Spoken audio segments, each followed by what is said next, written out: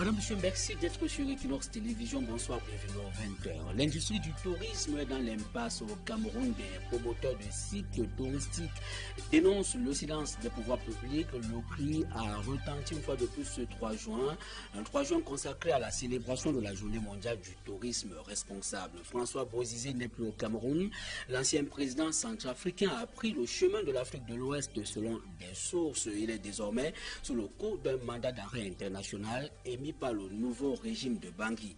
Et du sport football dans ce journal, le Cameroun est-il dans le collimateur de la FIFA? L'instance fêtière du football mondial fait-elle peur au pays de Roger Mila?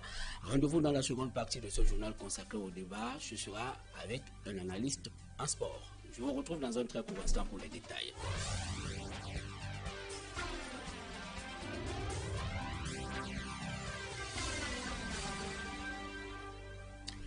Merci d'être avec nous, madame, monsieur. Bienvenue une fois de plus aux 20h. Ce 3 juin 2013 est consacré à la célébration de la journée mondiale du tourisme responsable, un événement qui se célèbre au Cameroun dans un contexte marqué par la précarité. L'industrie du tourisme a encore du chemin à faire au Cameroun.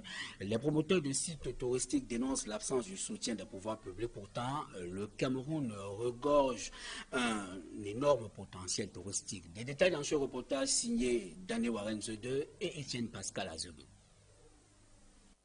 Le Cameroun est une Afrique en miniature, a-t-on coutume de dire, ce qui confère à notre pays des atouts indéniables pour être une destination de premier choix. Malgré toutes ces prédispositions naturelles, la destination Cameroun reste contrainte à des difficultés d'ordre économique.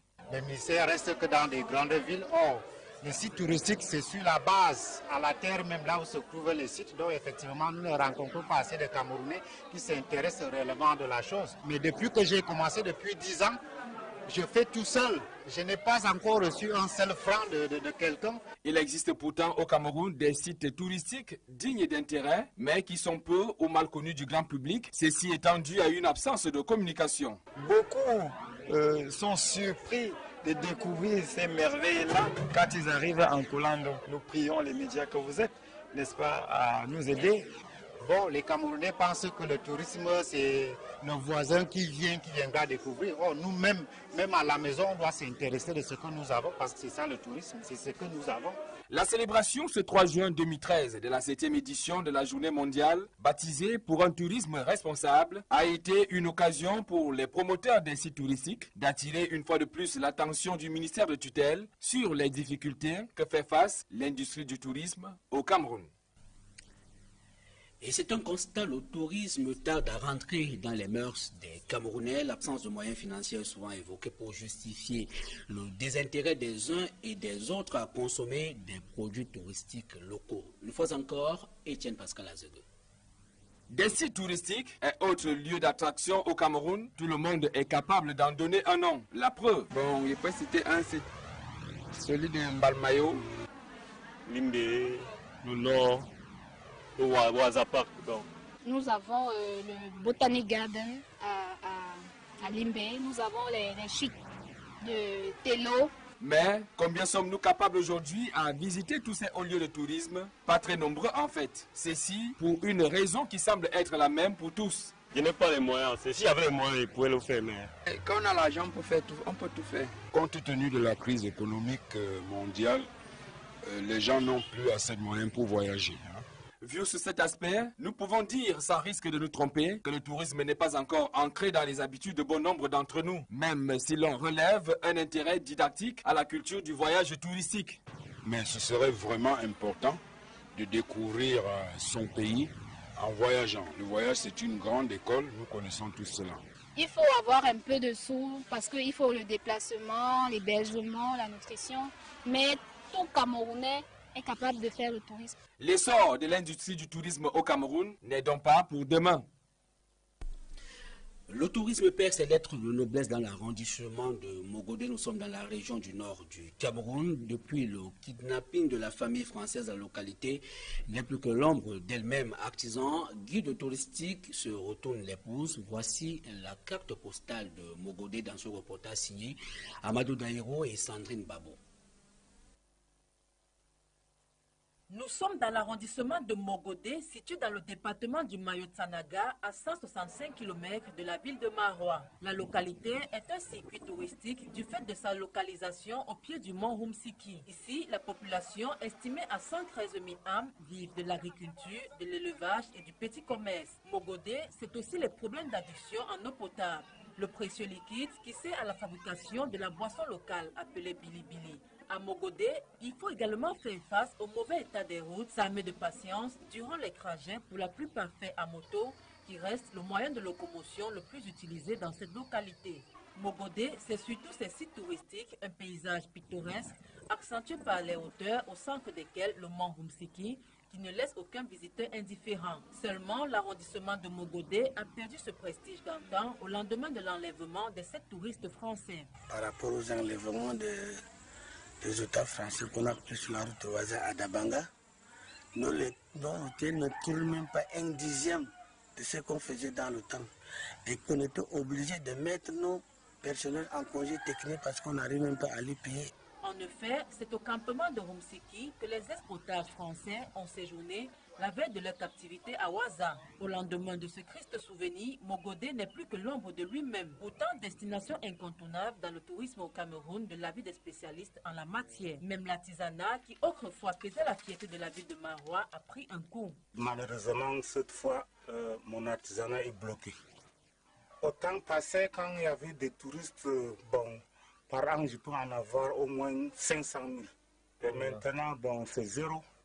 Même son de cloche chez les guides touristiques qui restent désormais les bras croisés à force d'attendre d'éventuels touristes. Vraiment, depuis que le tourisme s'est arrêté de venir dans notre village, vraiment nous on souffre. Les guides, auparavant, il y avait des touristes qui venaient beaucoup.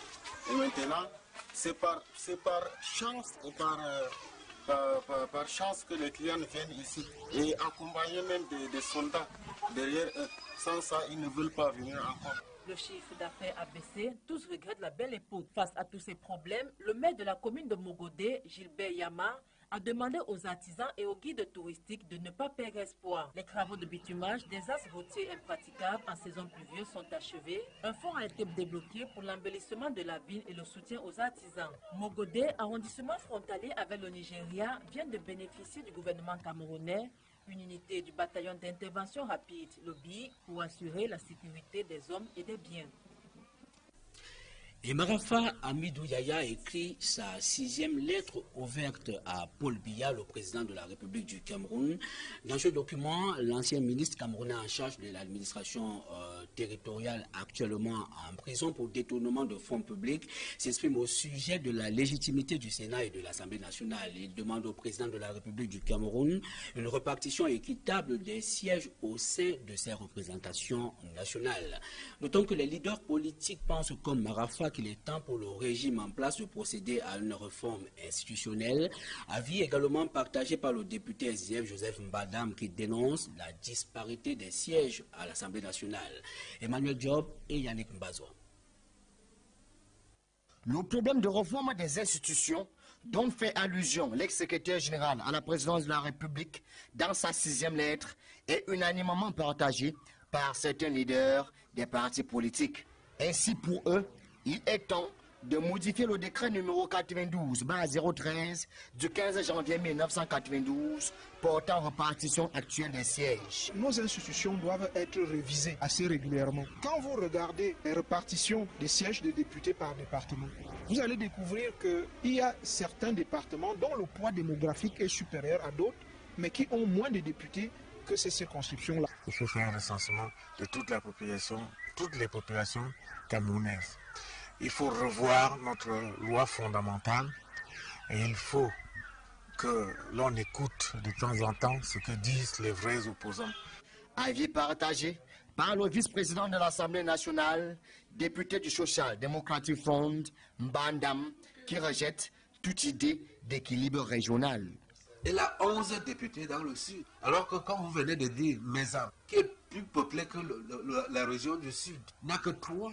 Ça, c'est une injustice incroyable. Ainsi, pour les leaders de l'opposition et pour Mbandam, le système a été biaisé d'avance par le président Paul Biya dont l'optique reste une majorité écrasante au sein de la Chambre basse. Vous voulez arriver à l'Assemblée, vous pouvez battre campagne quand vous voulez et gagner d'avance.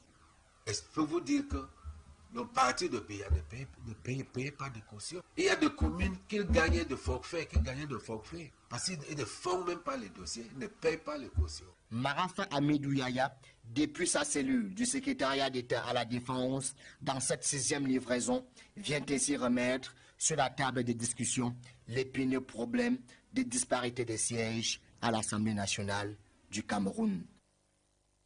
Et François Bozizé a quitté le Cameroun hier sous le coup de mandat d'arrêt international émis par Michel Djotodia. Le tombeur de feu Ange Félix Patassé a été obligé d'aller voir ailleurs après 2 mois de séjour au Cameroun.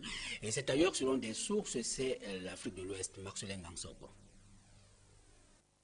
Si un communiqué du secrétariat général de la présidence de la République avait annoncé son entrée en terre camerounaise le 25 mars dernier, on assiste cette fois à un silence total depuis le 2 juin.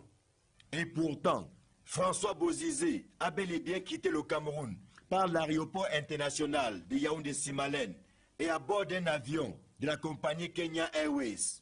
Certaines sources l'annoncent au Kenya et d'autres au Bénin. L'ancien homme fort de Bangui a finalement quitté sa terre d'accueil au terme d'un séjour qui aura été plus long que l'on s'y attendait.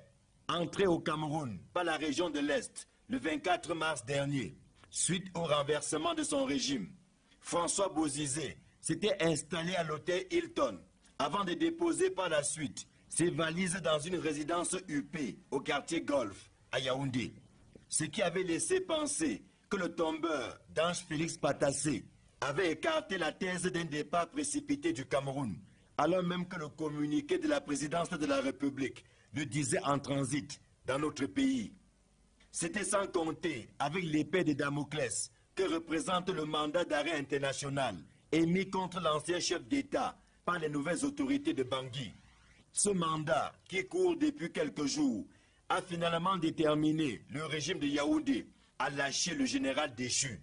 Surtout que le président tchadien Idriss Déby Itno n'a pas fait mystère de sa volonté de voir François Bozizé quitter le Cameroun. La réception de ses émissaires par Paul Biya le 15 mai dernier n'était pas un fait du hasard au regard du départ précipité de François Bozizé. Idriss Déby estimait que la présence de François Bozizé au Cameroun représentait un danger pour la Centrafrique, le Tchad, mais aussi notre pays. Souhait fortement exprimé par le nouvel homme fort de Bangui, Michel Djotodia, lui aussi reçu par Idriss Déby le 14 mai, et qui veut voir son prédécesseur répondre de ses actes devant les juridictions compétentes. En rappel, c'est le 24 mars dernier que ce dernier a été renversé par la rébellion conduite par Michel Djotodia, entré au Cameroun par la ville de Batouri. François Bozizé avait alors déposé ses valises à Yaoundé le 25 mars en attendant de trouver un autre pays d'accueil. Et de la santé dans ce journal, notons que c'est environ 12% de Camerounais qui souffrent des hépatites virales. En plus, leur prise en charge reste coûteuse et appelle à des mesures urgentes au moment où des scientifiques et autres chercheurs réfléchissent sur la question à Yaoundé. Marcelin Gansop. Les données disponibles sont alarmantes. Les hépatites virales B et C sont en nette progression dans notre pays. Les hépatites virales constituent un grave problème de santé publique au Cameroun. La prévalence de l'hépatite virale B est autour de 10-11%. Mais la prévalence de l'hépatite C est plus importante, autour de 12-13% au Cameroun. C'est souligner l'importance et la gravité du problème. Qui plus est, leur prise en charge coûte les yeux de la tête, soit en moyenne 100 à 150 000 francs CFA par semaine. Et ce, en dépit des efforts déployés par les pouvoirs publics pour amortir ce coût.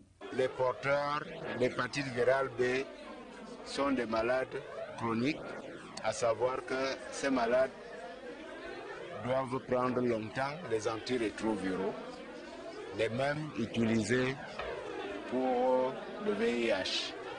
Mais nous savons également que ceux porteurs de l'hépatite C peuvent guérir totalement au bout de 8 à 12 mois de traitement. Mais le traitement est très cher. Mais nous nous activons avec les laboratoires qui sont dépositaires de ces brevets à négocier des prix. Nous avons eu une première baisse avec le laboratoire Hoffmann-La Roche. Nous sommes en train de renégocier pour qu'on continue à rendre accessible le traitement contre l'hépatite C. La question de la prise en charge des hépatites se pose donc avec acuité au moment où se tiennent au Cameroun les 5e journées scientifiques des sites de l'Agence nationale de recherche sur le sida et les hépatites virales. Des scientifiques et chercheurs réunis en ordre de bataille pour poursuivre la recherche sur ces maladies ravageuses. Malheureusement, pas encore de vaccin contre l'hépatite virale C. Des experts recommandent du moins l'hygiène dans les hôpitaux et beaucoup de précautions lors des transfusions sanguines. Reportage. Qualifiées de sournoises et de silencieuses, les hépatites virales constituent un réel problème de santé publique au Cameroun. Elles ont plusieurs modes de transmission. La transfusion sanguine est un mode de contamination très commun. Il y a également tous les tatouages, les scarifications et toutes les méthodes de traitement qui passent par les scarifications en utilisant donc les lames ou des outils tranchants d'un malade à l'autre. On peut également citer la vaccination de masse à une époque qui se faisait avec le pistolet et qui a été probablement un des facteurs de transmission, de contamination et de propagation de l'hépatite virale C. S'agissant de l'hépatite virale B, la transmission, bien entendu, se fait par voie sexuelle, par le sang, tous les dérivés de sang, mais surtout la transmission mère-enfant reste un mode de contamination le plus répandu. Bien qu'elle soit sournoise, il est possible d'en déceler quelques manifestations. La maladie peut ne pas se manifester cliniquement, peut ne pas avoir de signes évidents, tout au moins des signes qui sont spécifiques à la maladie. Cependant, on peut aussi avoir des formes où on a les signes classiques que sont la fièvre, les douleurs articulaires et surtout ce qu'on appelle classiquement la jaunisse, c'est-à-dire la coloration jaune des yeux ou de la peau.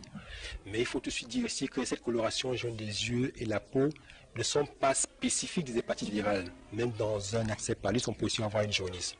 Les recherches ont évolué et ont abouti à un vaccin contre l'hépatite virale B, ce qui n'est pas encore le cas pour l'hépatite C. Oui, la prévention est possible pour l'hépatite virale B par la vaccination. Depuis 2005, la vaccination contre l'hépatite virale B est gratuite et disponible pour les enfants et les nouveau-nés. Ça, c'est une chose de fait.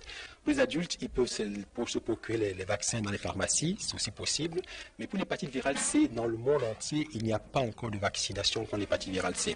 C'est pour cela donc que les dispositions à prendre vis-à-vis de cette maladie sont essentiellement l'hygiène dans les hôpitaux, le matériel de traitement, mais aussi la prévention au cours des transfusions sanguines.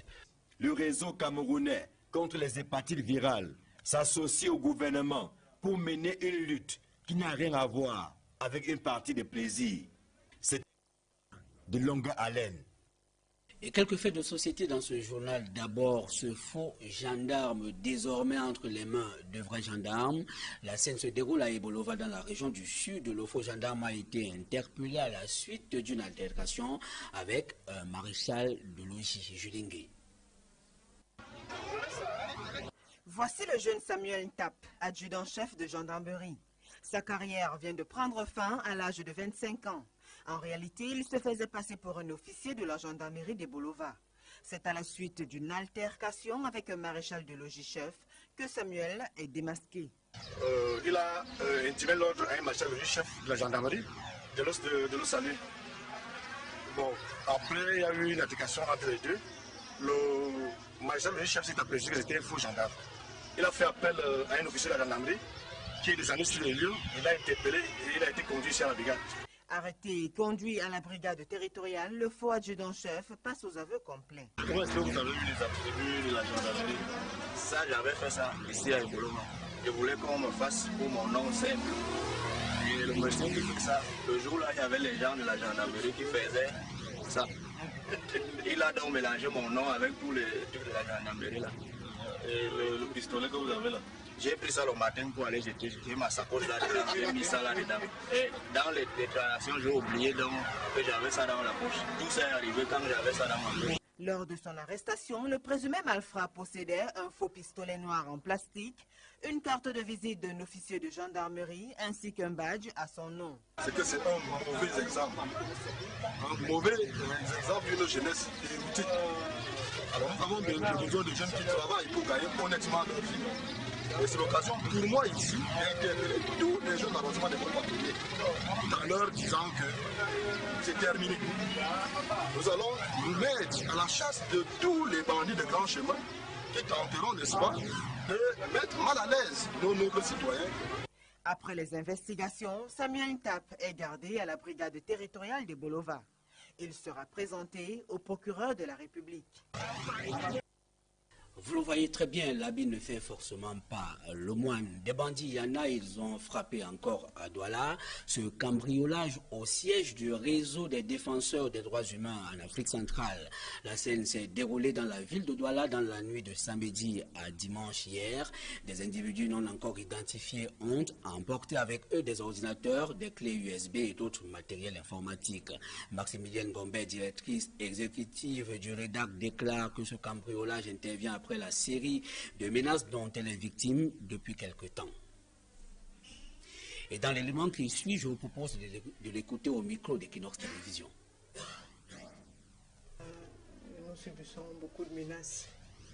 Et jusque-là, c'était des menaces par SMS, des enlèvements et des tentatives d'enlèvement. On mettait ça sur le coup que c'est notre travail, nous allons aller jusqu'au bout. Donc, la nuit d'avant-hier, samedi à dimanche, j'ai eu un coup de fil de notre gardien qui m'a dit il y a cambriolage à votre bureau.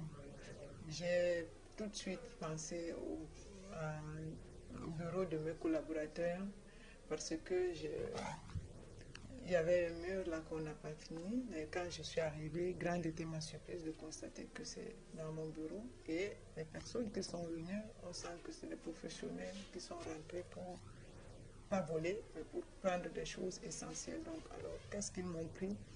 Tout mon matériel informatique. Et je crois qu'ils m'ont suivi parce qu'ils connaissent tous mes mouvements depuis un moment. Ils me disent, nous savons que vous êtes là, vous savez que vous êtes là.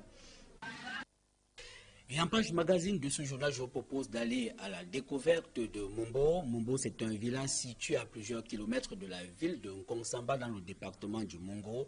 L'agriculture et le commerce sont les principales activités des populations. Cyril Djemba et Viviane Kamwa. Mombo, localité située dans le département du Mongo. Autrefois très enclavé, ce village de 20 000 habitants est sujet à une croissance extraordinaire. À l'époque, on n'était pas comme ça. Mais jusqu'ici, là, nous trouvons un très grand changement par rapport à l'évolution du village. Après plus de 18 ans, l'eau potable et l'énergie électrique ont fait leur apparition dans cette localité. Les populations de ce village ont vu leur hôtel de ville et les routes de cette localité être réhabilitées au fil des ans. Là, on nous a les routes. Pour les pistes de rue, pour sortir nos cacao au champ, parce qu'à l'époque, quand il n'y avait pas de route, porter à la tête, arriver, les maladies, tout ça, les consommes, tout ça, c'était beaucoup de problèmes.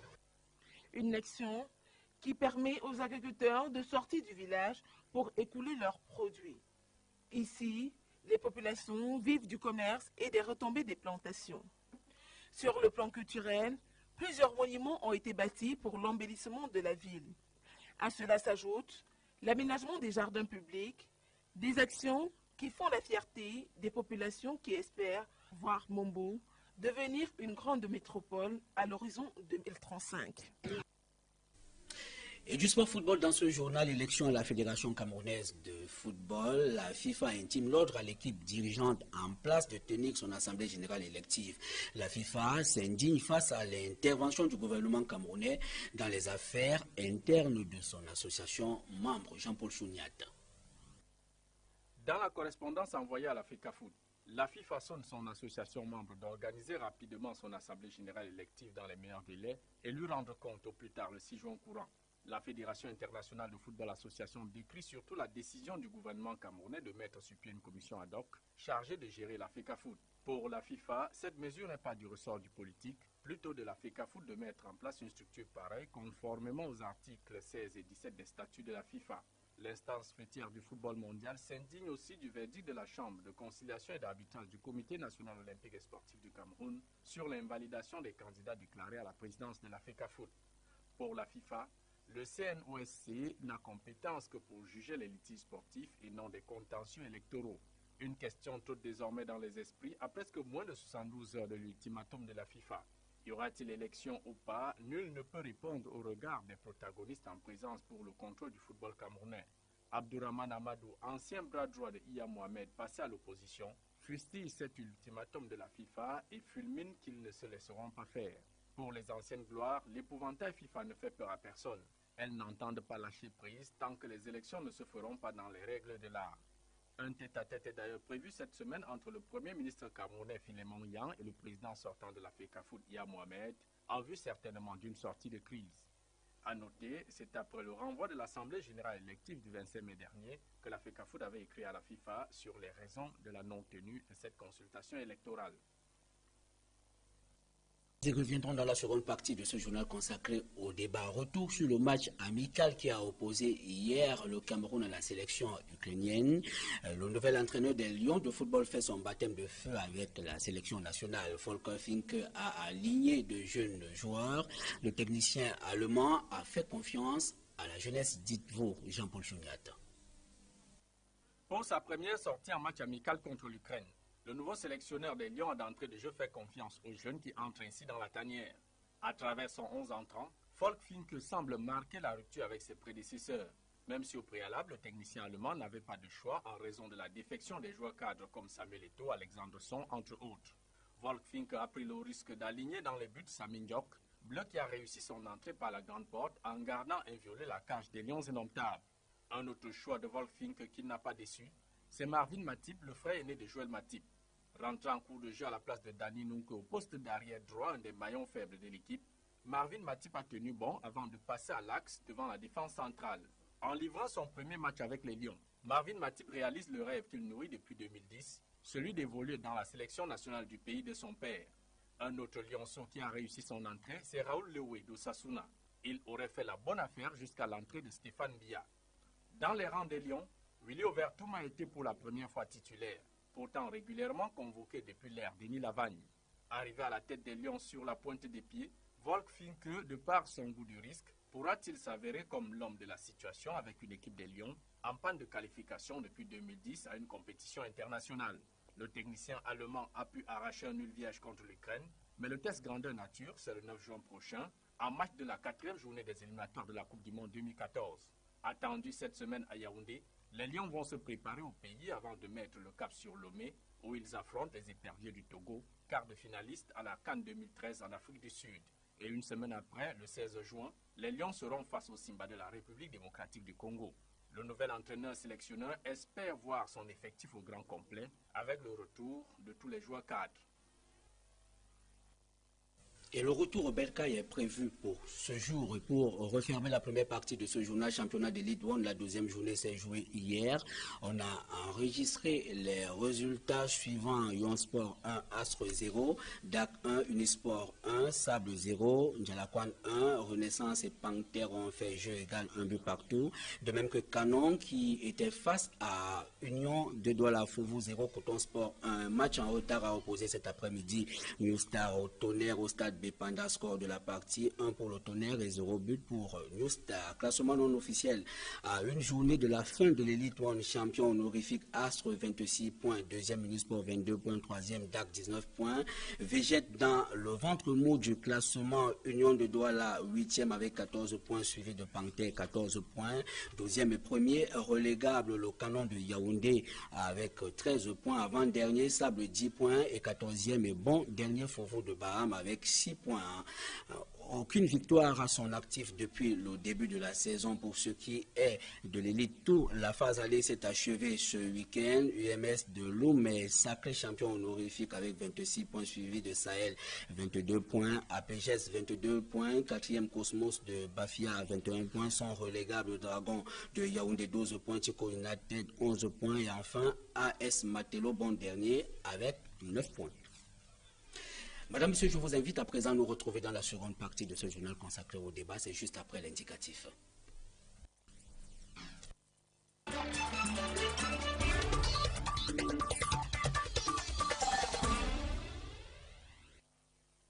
Nous retrouver dans la seconde partie de ce journal consacré au débat, c'est encore du sport ce soir. Le sport autour, cette actualité autour de la lettre de la FIFA adressée à la Fédération camerounaise de football qui lui intime l'ordre de remettre les pendules. Alors, pour en parler, nous recevons sur le plateau débat de ce 20h Timothée Makongo. Bonsoir. Bonsoir. Vous êtes un ancien lion du football. Alors, la FIFA, à l'instance fêtière du football mondial, donne jusqu'au 6 de ce mois à la Fédération camerounaise de remettre les pendules à l'heure, c'est-à-dire d'organiser cette élection au niveau fédéral qui avait été suspendue. Est-ce que vous prenez cela comme une menace? Non, non, c'est une menace, c'est juste une forme d'injonction pour rappeler à l'État, enfin à l'État, si je peux considérer quelques membres de l'État du Cameroun, qu'il y a quand même des tests qui régissent et la FECAFOOT et la FIFA. Et c'est librement que nous sommes devenus membres de la FIFA. Et il faut dire que ce n'est pas, ça n'a pas pris dans leur lettre, ça n'a pas la forme d'une menace. Et il rappelle simplement à la Chambre de conciliation et d'arbitrage du CNO qu'ils ne sont pas compétents pour les contentieux électoraux. Ils sont compétents pour les litiges sportifs, pour les litiges sportifs, les conflits sportifs. Maintenant, déjà, il y a donc une violation là, et même dans les tests de la FECAFOOT, le CNO n'est pas compétent pour les contentieux électoraux. C'est clair dans les tests de la Fédération camerounaise. Les tests de la Fédération camerounaise sont admis par la Fédération, par l'État du Cameroun. Voilà. Est-ce que, pour autant, la FIFA est-elle compétente pour connaître des sentences du CNO? Non, la FIFA ne dit pas que le CNO... La FIFA ne peut pas... rejette la compétence de la Chambre de conciliation. Parce que les tests prévoient... Les tests prévoient que le Comité national olympique... Oui, parce qu'en fait, le Comité national olympique, où ils sont ignorants des tests, ils le font exprès, mais ils ne peuvent pas dire qu'ils sont ignorants des tests. Puisque... Même moi, la vice-présidente de cette instance-là, il y a un ministre de la République. Donc, nous sommes fort surpris qu'il y ait une telle ignorance des tests. En fait, ce que la FIFA demande, c'est l'application des tests. Tout en respectant la souveraineté des États. Il n'y a rien à faire. Alors, mais ce que moi, je pose comme question, est-ce que, en même temps, la FIFA est-elle compétente pour connaître des sentences que prononce la Chambre de conciliation et d'arbitrage du Comité national olympique?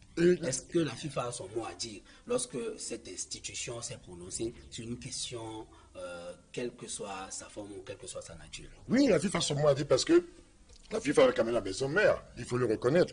Et en plus de ça, il suffit que la FECAFOOT saisisse la FIFA pour dire voilà, nous élections, parce que la FECAFOOT est supposée adresser un procès verbal de toutes les manifestations officielles qui se déroulent au Cameroun. Nous sommes sous le joug de la FIFA. Et c'est nous qui avons librement choisi d'appartenir à la FIFA. La FIFA ne s'adresse jamais à l'État du Cameroun. La FIFA s'adresse toujours à la Fédération camerounaise du football. Nous conservons quand même notre souveraineté. La souveraineté, comme vous dites, n'existe pas. Elle n'existe qu'en raison des tests. En raison des statuts, des dispositions statutaires. Quand vous parlez de souveraineté, je ne sais pas ce que vous voulez dire par souveraineté. Nous avons librement accepté d'être à la FIFA. Et la FIFA, pour nous accepter, a un regard sur nos tests pour que nous répondions aux standards de la FIFA. Et quand nous répondons aux standards de la FIFA, nous répondons aussi à l'acceptation de l'État du Cameroun qui, après avoir regardé nos tests, dit nous les acceptons, ok, nous vous confions la gestion du football au Cameroun.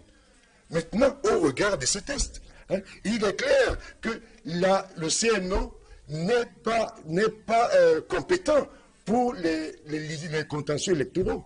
Ils peuvent s'occuper des litiges sportifs quand évidemment il y a des hommes défâchés qui présentent leur cause. Mais en réalité, ils ne sont pas compétents. Et même ce que la décision du ministre de créer une commission ad hoc, dans les articles 13 et 17 de la FIFA, il est stipulé que les instances, les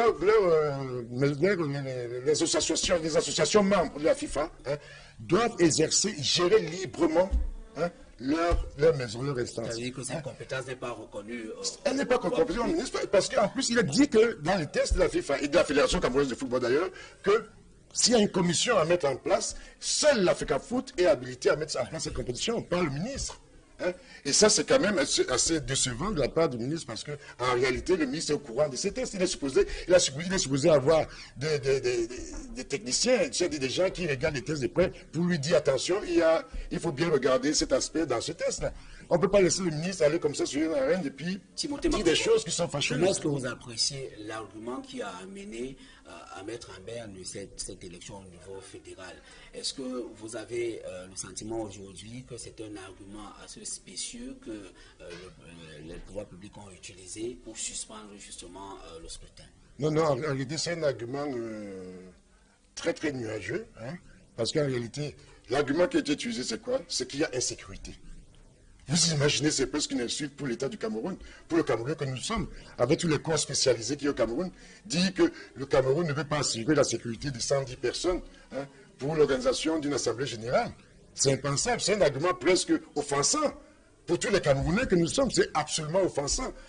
Parce que dire que l'État du Cameroun, avec tous les corps spécialisés, avec tous les corps d'armée que nous avons, ne peut pas assurer la sécurité d'une... C'est impensable. Heureusement que la FIFA a même été très tard, parce que la FIFA a dit qu'ils sont confiants que les autorités sauront, attends, je vais vous lire ça, nous sommes également confiants que les autorités sauront garantir la sécurité nécessaire pour la tenue de l'Assemblée générale élective.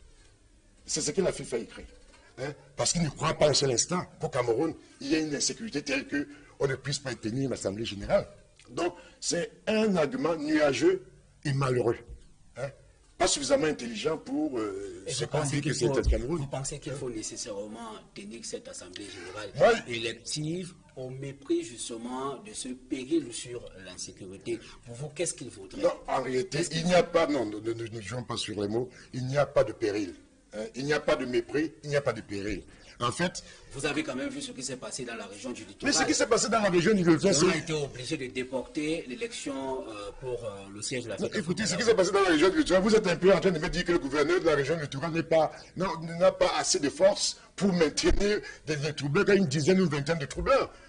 C'est du trouble d'ordre public que les autorités camerounaises sont en mesure de contenir dans les plus brefs délais. Ça ne pose pas de problème aux autorités camerounaises, je le suppose. Maintenant, si vous me dites qu'au niveau de la région du littoral, le gouverneur et tous les corps de métier de la police et de l'armée qui a dans le littoral sont incapables de contenir une petite altercation entre membres d'une association, je dis qu'il y a un problème. Est-ce que vous pensez que la FIFA, dans cette question, est neutre? Est-ce qu'elle ne gagnerait pas à s'activer de manière à ce qu'il y ait une sorte de sérénité pour rendre beaucoup plus service au sport, surtout au football? Oui, en fait, ce qu'il faut reconnaître, c'est que la FIFA est neutre. Non, la FIFA est neutre en réalité, mais la FIFA se doit d'appliquer des règles. Il ne voulait pas qu'il contrôle un peu le football dans le monde. Il le contrôle dans le monde entier. Il y a plus de 200 pays dans cette histoire. Ils ne peuvent pas se permettre d'avoir des positions sentimentales. Et je pense qu'ils sont neutres dans cette réalité. Et ils souhaitent absolument que le Cameroun fonctionne bien. Et comme beaucoup de pays le souhaitent, beaucoup souhaitent que le Cameroun participe à la Coupe du Monde 2010. 2014, excusez-moi. Je voulais dire 2014, j'ai dit 2010. Et la FIFA dit que le Cameroun est passible de sanctions si cette situation n'est pas... La FECAFOOT est passible de sanctions. La FECAFOOT, voilà. De votre expérience, est-ce qu'on court justement vers l'organisation de cette élection avant le thème des délais qui sont impartis, des délais qui sont prescrits dans la lettre que la FIFA adresse à la FECAFOOT? À mon avis, ça dépend un peu de la vanité des hommes d'État qui sont concernés par cet état des choses. Parce qu'il n'y aurait pas de honte pour eux maintenant à revenir en arrière, à dire qu'ils ont été mal renseignés et qu'ils se sont trompés. Maintenant, comme l'État reste l'État et que les hommes, dans leur vanité, et surtout vous connaissez les Camerounais, dans cette situation, hein, ils voudront faire un bras de fer qui n'a aucun sens.